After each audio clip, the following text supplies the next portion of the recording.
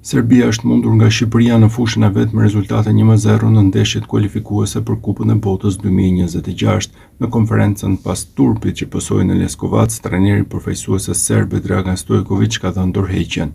Ja çfarë tha ai në konferencë. A kemi lojtarën e më të mirë?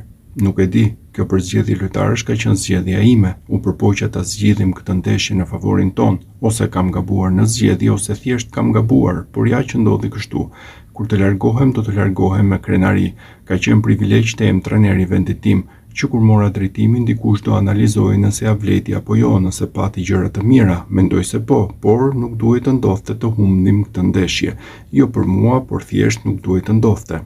Nuk e prisja këtë, jo për faktin nëse do të qëndroj apo jo. Unë jam fajtori më i madh, mos fajsoni lojtarët. Është përgjegjësia ime, gjithmonë në jetë kam ndjekur logjikën që duhet të jesh i sinqert me veten.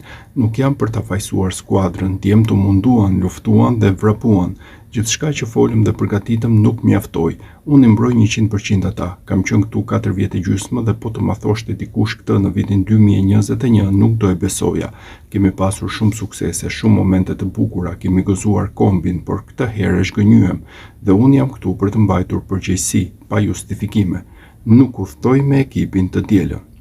Situata është e veçantë sepse nesër udhtohet për në Andorra. Unë nuk udhtoj, është e pakuptim të shkoj me ekipin, u thash këtë dhe më dëgjuan. U thash se me shumë gjas nuk do të shkoj në Andorra dhe se ndeshjen me shumë mundësi do ta drejtoj ndihmësi im, Goran Dorović.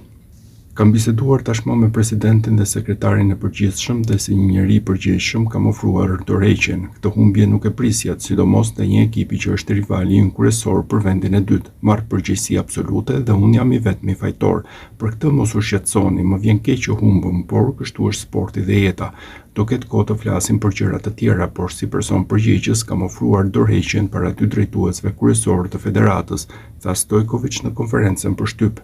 Ai shtoi: Besova se mund të fitonim, madje të paktën të barazonim, por jo të humbnim. Është përgjegjësia ime, pranoj çdo pasojë dhe kaq. Më vjen shumë keq që Serbia humbi. Unë nuk jam aq i rëndësishëm.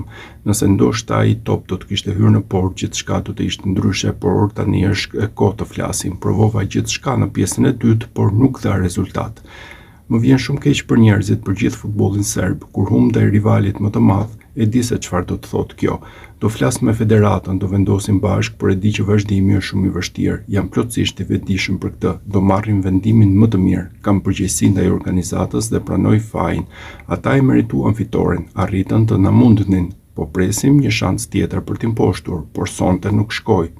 Ju e dini vetë, prej kohësh punoj nën presion të jashtëzakonshëm, më janë drejtuar fjalë të papërshtatshme. Ishte shumë e vështirë të përballesha me këtë. Kjo humbje nuk duhet të ndodhte, por ndodhi dhe unë pranoj përgjegjësinë. Jam në krye të ekipit dhe jam këtu për të përballuar pasojat, tha trajneri Stojković pas ndeshjes.